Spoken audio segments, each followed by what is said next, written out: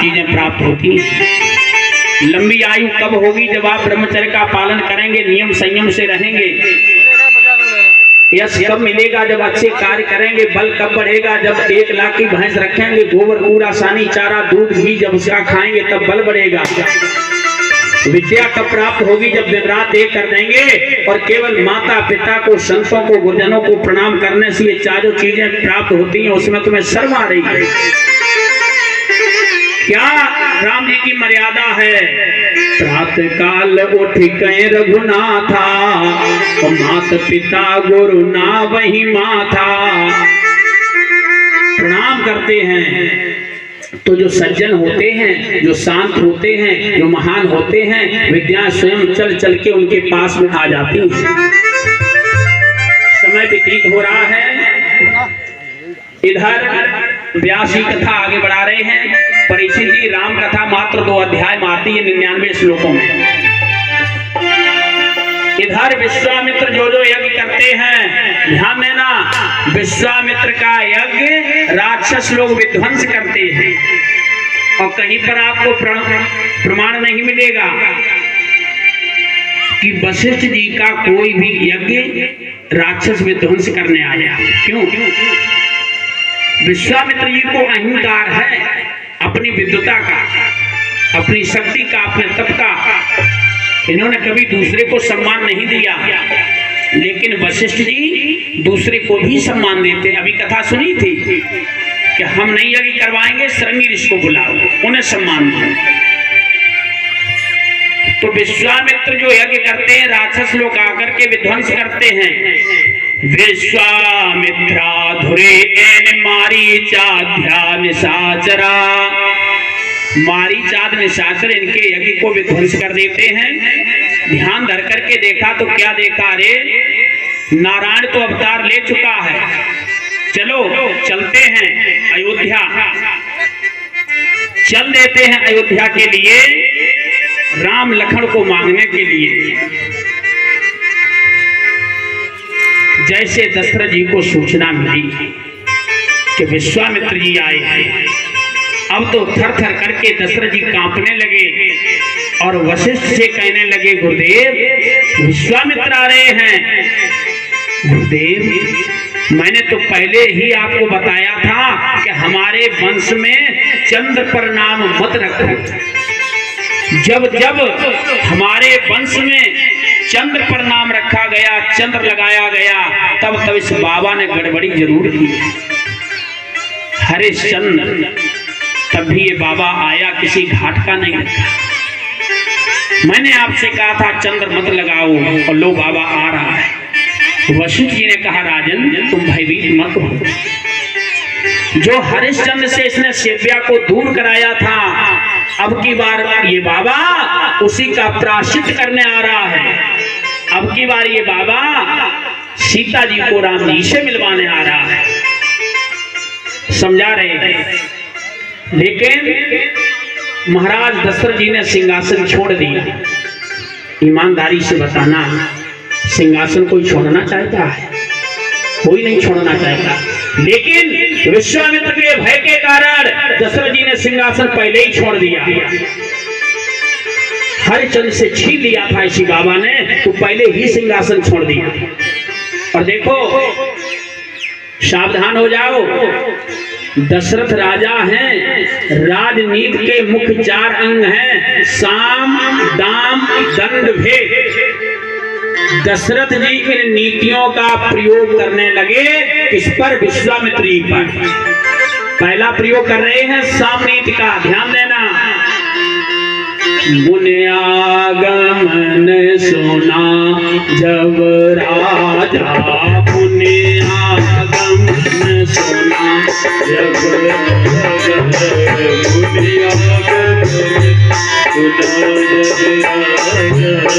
मुनियागमन सुना जब राजा,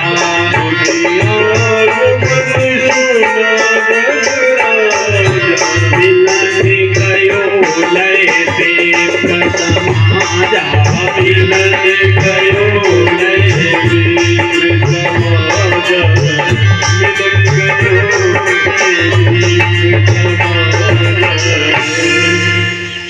ये सामनीत का प्रयोग किया, समाज को साथ में लिया, स्वागत करके ले आए। सामनीत माने सम्मान पूर्वक व्यक्ति को जीत लो, तो सामनीत का प्रयोग कर रहे हैं। सिंहासन छोड़ दिया, सिंहासन पर बिठाया, चरणामृत लिया, लेकिन वशिष्ठ की निगाहें वैसी बदले नहीं बिल्कुल।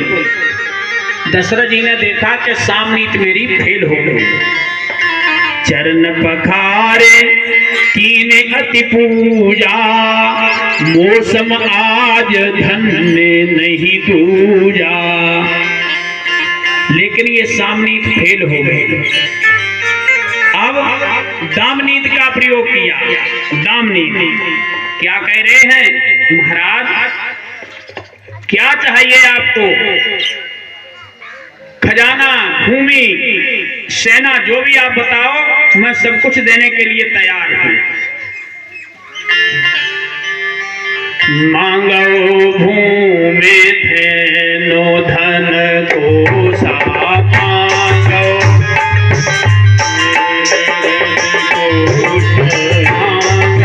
भूमि धेनु धन कोसा,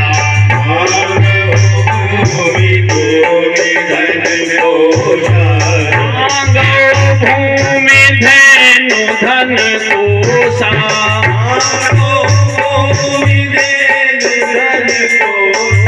सर्वस देहु आज सहरोषा,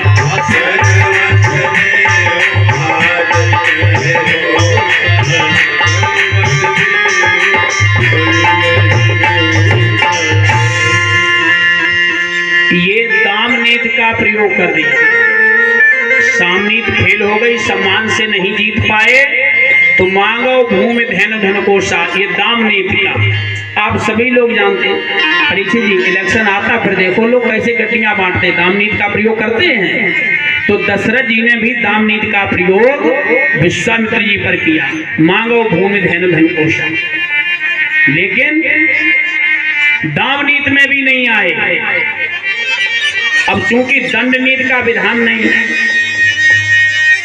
दंड दे नहीं सकते, वो संत हैं, वो क्षत्रिय हैं, तो साम दाम दंड नीति को छोड़ दिया, भेद नीति, भेद नीति का प्रयोग किया। यहां भी लोग भेद नीति का प्रयोग करते हैं। सुबह वोट पड़ने को है, शाम को पंपलेट रात्रि में लगवा दिए कि वो फलाने सिंह बैठ गए। लोगों ने देखा क्यों, अरे दाम ले लिया होगा, उन्हें पता भी नहीं। ये भेद नीति हो गई। तो भेद नीति क्या कर दी दशरथ जी ने? जब ये सारी नीतियां फेल हो गई, तो हाथ जोड़ते हैं और क्या कहते हैं? महाराज राम जी में मेरा कुछ नहीं है।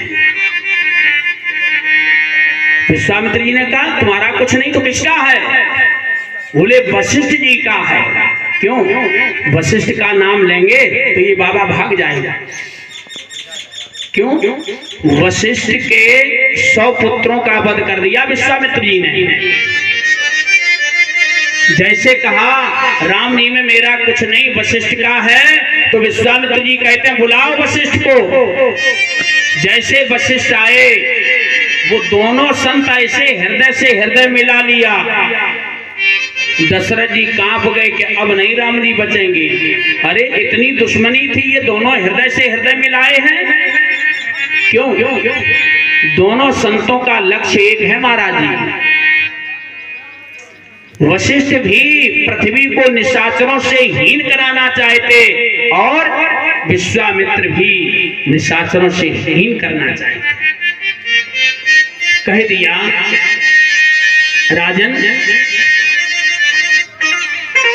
अब बताओ किस लिए आप आए हैं? विश्वामित्र जी ने कहा राजन धैर्य रखो, सब बताएंगे। हरि बोले मुनि धैर्य धरो राजन, बोले मुनि धैर्य धरो राजन, सब कारण अभी बताते हैं, सब कारण अभी बताते हैं। अपने जर बहुत सताते हैं।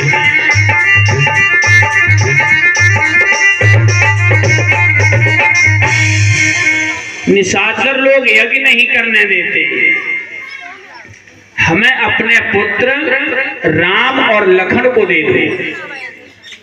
जैसे इतना सुना दशरथ जी व्यथित हो गए।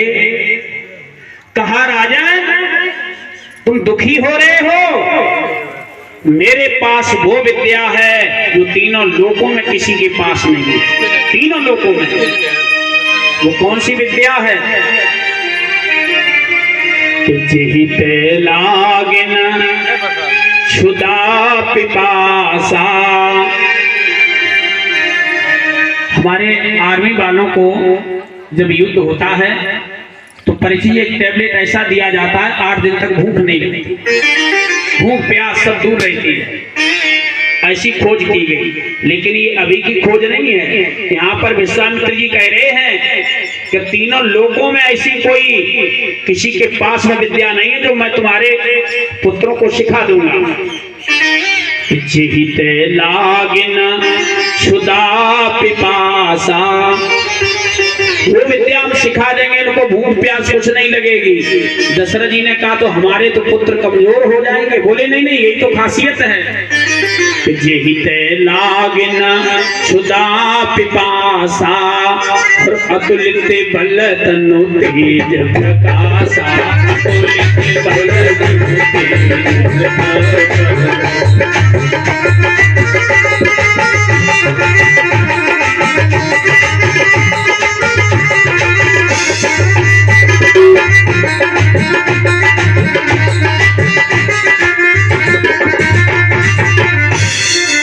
ऐसी विद्या हम सिखा देंगे। अंततोगत्वा वशिष्ठ जी के समझाने पर राम और लखन को दशरथ जी विश्वामित्र जी को देते हैं। अब जैसे राम लखन को साथ में लिया तो विश्वामित्र जी को भी शंका हो गई। क्या शंका हो गई? ऐसा तो नहीं भरत शत्रुघ्न को दे दिया हो। परीक्षा लेने लगे। कहा बेटा राम, आश्रम पर चलने के 2 रास्ते हैं।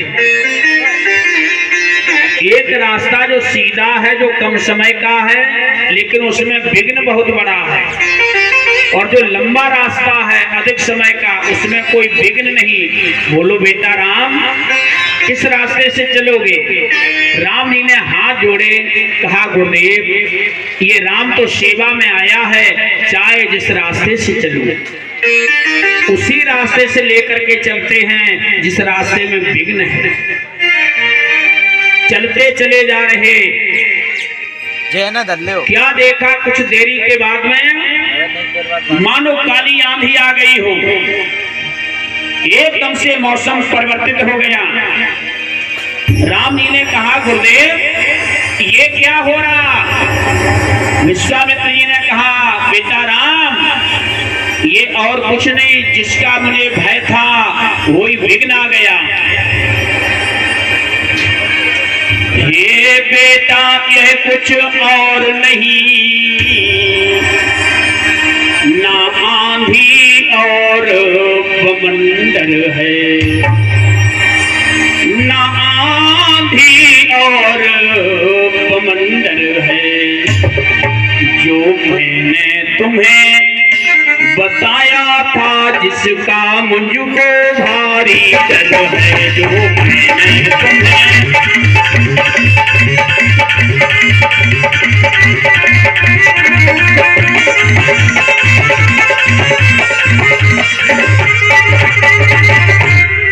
ये वही राक्षसी दुष्टा है जो ऋषियों को खा जाती है, जो ऋषियों को खा जाती है। देखो देखो देखो बेटा वो दुष्ट ताड़का आती है, देखो देखो।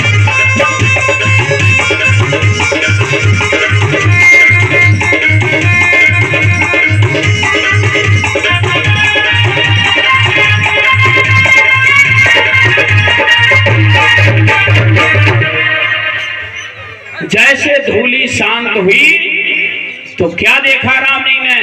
वो 60,000 हाथी का बल रखने वाली ताड़का मुंह फैलाए सामने खड़ी। राम जी ने तुरंत गुरुदेव को पीछे किया और धनुष बाण लेकर के आगे आ गया। ताड़का कहती है, बालक मेरे सामने से हट जा, तुझे नहीं खाऊंगी, इस बाबा को खाऊंगी। राम जी ने कहा, ये हमारे गुरुदेव हैं। ताड़का कहती, हटता है कि नहीं? नहीं तो मेरे से बचा कोई नहीं। देखो राम कथा की यहां से शुरुआत होती है। ताड़का कहती है, मैं त्यागी को खाती, वैरागी को खाती, ब्रह्मचारी को खाती, मैं जटाधारी को खाती, मेरे से कोई बचा ही नहीं। ये ताड़का कौन है? ताड़का ये सुकेत यक्ष की पुत्री है। सुंद नामक गंधर्व को ब्याही गई थी। मारीच सुबाहु इसके पुत्र हैं। ये बड़े उदंड हैं। इन्होंने अगस्त जी का बगीचा उजाड़ दिया। अगस्त जी ने श्राप दिया, जिस किसी की ऐसी उदंड संतान, मैं इनके पिता को श्राप देता हूं, मेरे श्राप के द्वारा वो मारा जाएगा। ताड़का ने ब्रह्मा जी की तपस्या की, 60,000 हाथी का बल मांगा। उसी दिन से ऋषियों मुनियों की ये दुश्मन बन गई। आज राम जी के सामने आ गई। राम जी ने कहा, तो खा के दिखा। जैसे इसने खाने के लिए मुंह बढ़ाया, इतनी फुर्ती से राम जी ने बाण निकाला। एक ही बाण प्राण हरे दीना।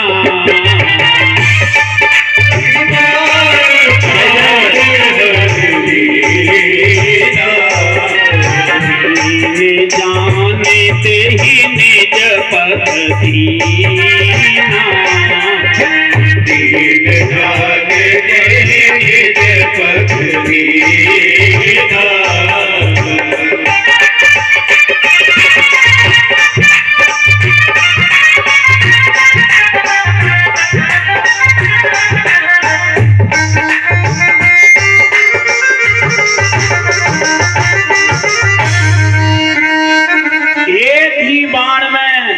वो 60,000 हाथी का बल रखने वाली ताड़का उसका उद्धार कर दिया।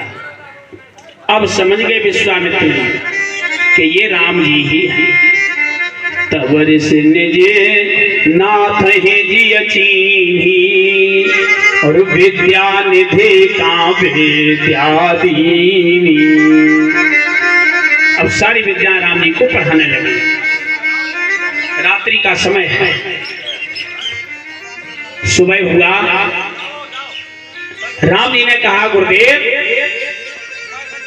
आप यज्ञ प्रारंभ करें। और राम जी स्वयं धनुष बाण लेकर के यज्ञशाला की रक्षा के लिए खड़े हुए। ध्यान देना। प्रात कहा मुनि सन रघुराई, निर्भय जग करो मुनि जाई।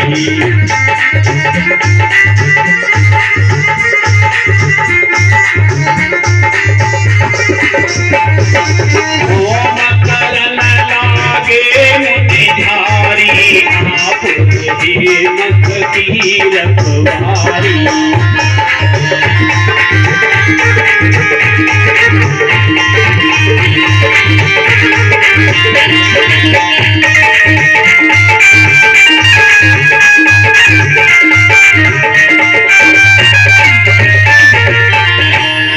होम करन लागे मुनिधारी, और आप रहे मख की रखवारी। अच्छा ध्यान यही रखना, थोड़ा सा ध्यान लंका नगरी में ले चले। अभी लखन स्वस्थ हैं, लेकिन लक्ष्मण जी से नहीं कहा राम जी ने कि लखन तुम खड़े हो जाओ, यज्ञ की रक्षा तुम करो, नहीं कहा। जबकि लंका नगरी में जब शक्ति लगी, रात्रि भर मूर्छित पड़े रहे, और सुबह जब संजीवनी मिली, जीवित हुए, तो राम जी ने ये बिल्कुल नहीं कहा कि भैया अभी अभी तुम होश में आयो, तुम आराम करो, आज युद्ध हम कर लेंगे। कहा नहीं कहा। और यहाँ पर राम जी स्वयं खड़े हो गए। क्यों खड़े हुए? राम जी को पता है ये लखन जी कैसे हैं कि लक्ष्मण शेष नाग अवतारा और सब जानत है राम उदारा। जग में सखा निशाचर जेते और लक्ष्मण हन निमिष माती थी। ये लखन जी शेषावतारी हैं। जितने भी संसार में राक्षस हैं लक्ष्मण हन निमिष माती थे। निमिष समय कितने को कहा गया? आंख का आधा पलक झपके इतनी देरी को निमिष कहा गया। इतनी देर में लखन सारे राक्षसों का संहार कर सकते हैं। तो राम जी को पता है यदि इनको खड़ा कर दिया तो जो मारीच हिया मर जय है तो कंचन मृग बन फिरी को आए है। कहीं विधि होए सिया का हरना कारण का बने दशानन मरना। यदि इनको खड़ा कर दिया और मारीच आएगा जरूर, और मारीच का वध कर दिया तो हमारी लीला धरी की धरी रह जाएगी। तो बिगड़े काज सकल छन माही अस विचार रघुपति मन माही। तो कारण संतन हितकारी आप रहे मख की रखवारी।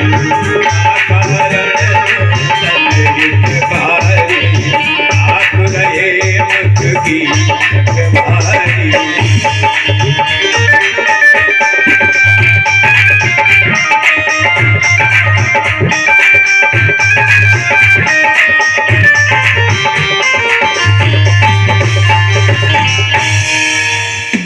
और इतना ही नहीं, आगे की भी समस्या खड़ी हो जाएगी कि आगे बात जौन विधि होई बात छिपी नहीं प्रभु सन कोई। सिय स्वयंवर हुए है जब ही असमंजस एक हुए है तब ही। देश देश के भूप घनेरे देव धनुज आवे बहुतेरे। कुछ लोग पूछ देते हैं हम लोगों से कि महाराज ये बताओ जनक जी ने सबको बुलाया, दशरथ जी को क्यों नहीं बुलाया? ऐसा नहीं है, जनक जी ने किसी को नहीं बुलाया। उन्होंने तो प्रण किया कि जो धनुष का भंजन करेगा हम बगैर विचार किए अपनी पुत्री उसी को विवाहित कर दूंगा। ध्यान देना शब्दों पर, क्या कह रहे जनक जी? विनय विचार बरौ हट दे ही। ईमानदारी से बताना, जनक जी जैसा विद्वान परमहंस कोटि के जनक जी और कितनी बड़ी बात कह रहे कि बगैर विचार किए हम अपनी पुत्री का विवाह उसी के साथ में कर देंगे। ईमानदारी से बताना, आज कलयुग है, क्या आज कलयुग का भी कोई पिता ये बात कह सकता है कि हम बगैर विचार किए अपनी पुत्री विवाहित कर देंगे? जनक जी तो जानते हैं ये सीता कौन है और ये धनुष कौन तोड़ सकता है। बगैर ब्रह्म के ये धनुष कोई नहीं तोड़ सकता। और सीता कौन है? जनक जी को पता है, शवदित सीता सृजित सीता संहार कारिणी क्लेश हारिणी। ये तो जगत जननी है जो मेरी पुत्री बन करके आई, तो इसके लिए हमें क्या विचार करना? इसके लिए हमें कोई विचार नहीं करना। विनय विचार बरौ हटते हैं। तो राम जी जानते हैं कि सिय स्वयंवर हुए है जब ही असमंजस एक हुए है तब ही। देश देश के भूप घनेरे देव तनुज आप हैं बहुतेरे। पर स्यो चाप न टारन पे हैं, सकल भूपता मान गमय हैं। वो धनुष किसी से नहीं हिलेगा। और जनक जी जरूर अनुचित वाणी बोलेंगे। अनुचित वाणी क्या बोलेंगे? जनक जी जरूर कहेंगे कि हमें ये पता नहीं था कि पृथ्वी वीरों से खाली है। ध्यान रखना, ये पृथ्वी किसी भी चीज से निर्वीज नहीं है। संत भी हैं, सतियां भी हैं, वीर भी हैं। जिस दिन एक भी चीज से ये पृथ्वी निर्वीज हो जाएगी, उस दिन ये पृथ्वी नहीं रहेगी। अभाव तो हो सकता, कमी तो हो सकती, लेकिन निर्वीज नहीं हो सकती। तो जनक जी कहेंगे ये पता नहीं, ये पृथ्वी वीरों से खाली हो गई तो हम ऐसा प्रण ना करते, और ये श्रीमान जी वहां पर होंगे, ये मानेंगे नहीं। ये जरूर हमसे कहेंगे भैया तुम चुप बैठो, हमें फुसकारें भर लेने दो, नहीं तो लोग यही कहेंगे करिया नहीं था पनिया था, ये नहीं मानेंगे। सुनत लखन तब भ्रकुटी ताने, खंड्यू धन अस मन अनुमान, होए विचार लखन मन माही, मर्म बात प्रभु प्रगटत नाही। तो ये कहेंगे यदि भैया का आदेश मिल जाए तो ये धनुष क्या पूरे ब्रह्मांड को उठा लूं, और ये ठहरे लखन, और यदि हमने मना कर दिया तो ये कह बैठेंगे क्यों भैया, वहां युद्ध का नंबर आया तो हमको आगे कर दिया, और विवाह का नंबर आया तो स्वयं खड़े हो गए। तुम मरि जादे रहे किम शोधू, नीति धर्म और बंधु विरोधू। तो ये तुरंत कहेंगे क्यों, विवाह में आप खड़े हो गए, युद्ध में हमें आगे कर दिया। कि युद्ध काल आगे कर दीना, ब्याह काल पाछे कर दीना। कारण संतन हितकारी, आप रहे मत की रखवारी।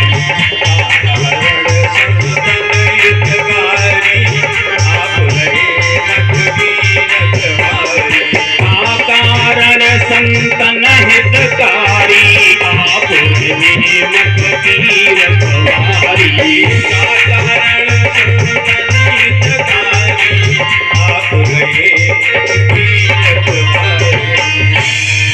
इसलिए राम जी ने लखन को खड़ा नहीं किया, स्वयं खड़े हो गए। जैसे सुहा सुहा की आवाज हुई, वो मारीच सुबह वो तो गीदे हुए थे, यज्ञ को विध्वंस करने के लिए दौड़े। राम जी खड़े हैं धनुष्मान लिए।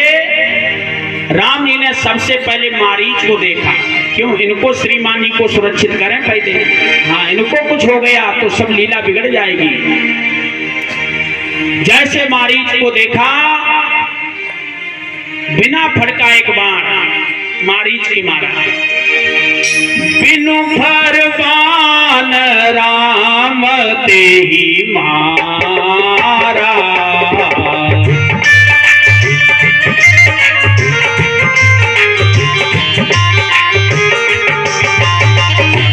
जो जन का सागर पारा,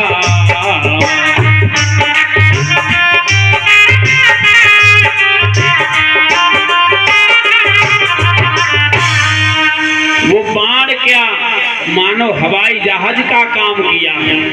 उस बाण ने मारीच को 100 योजन समुद्र के पार उतार दिया, सुरक्षित कर दिया। इसके बाद में अन्य राक्षसों का संहार किया, शुभावादि का, मारीच को दूर फेंक दिया। इस कथा का अभी ये कथा सुनी, इसका वेदांत सुनिए। हमारे परम श्रद्धेया बहन जी विराजमान हो चुकी हैं, श्री गुड्डी जी।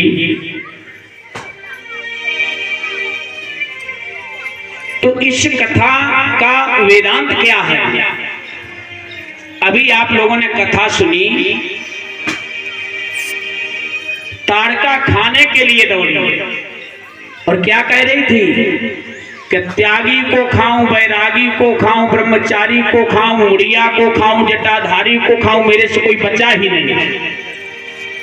सावधान हो जाएं, ये ताड़का सबको खा जाती है। ध्यान देना, ताड़का ये अविद्या है।